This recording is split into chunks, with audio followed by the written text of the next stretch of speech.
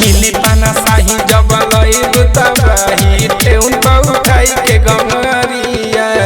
मिली पाना साही जबलई बुतबाही ठेउन उठाई के गंगरिया ए बंगाला वाली छौड़ी आई लव यू ए बंगाला वाली छौड़ी आई लव यू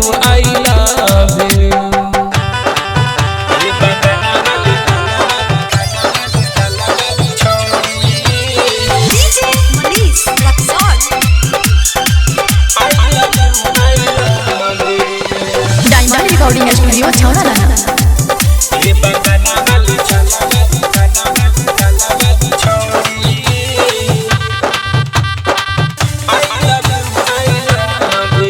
अरे पीले बानी देसिया जे नशा बाटे बेसी तोहरे पकटी सारी रतिया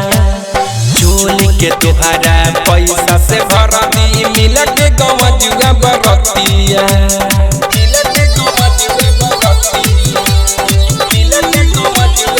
अरे पीले बानी देसिया जे नशा बाटे बेसी तोहरे पकटी सारी रतिया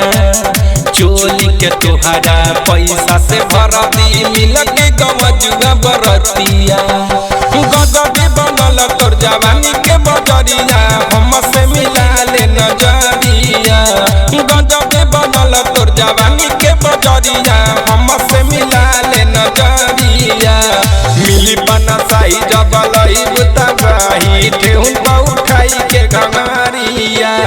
मिली पना साई जबलई बुतबाही ठेउन उठाई के गंगरिया ए बंगाला वाली छौड़ी आई लव यू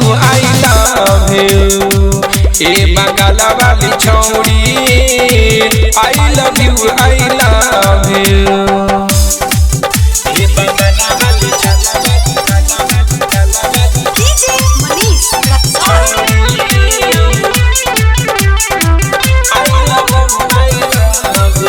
हरी नाची नाची खुशी आज कई देलू गोरी मानव नहीं के हुओ के बतिया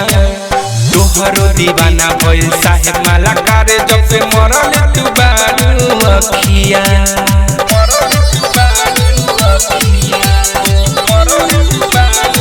अरे नाची नाची खुशी आज कई देलू गोरी मानव नहीं के हुओ के बतिया तोहरो दीवाना भइल साहेब मालाकार जब से मरल तू बारू अखिया आर्यन राजा नहीं छोड़िया जो तोहके धरी जब अपना पजरिया आर्यन राजा नहीं छोड़िया जो तोहके धरी जब अपना पजरिया मिली पना साई जबलई बुतबाही ठेउन उठाई के गंगरिया मिली पना साई जबलई बुतबाही ठेउन उठाई के गंगरिया ए बंगाला वाली छौड़ी आई लव यू ए बंगाला वाली छौड़ी आई लव यू जय बेरा तोहरा हिली कमरिया तय गो देबू नमरिया जय बेरा तोहरा हिली कमरिया तय गो देबू नमरिया मिली पना साही जबलई बुतबाही ठेउन उठाई के गंगरिया मिली पना साही जबलई बुतबाही ठेउन उठाई के गंगरिया ए बंगाला वाली छौड़ी आई लव यू ए बंगाला वाली छौड़ी I love you diamond recording studio छौरा।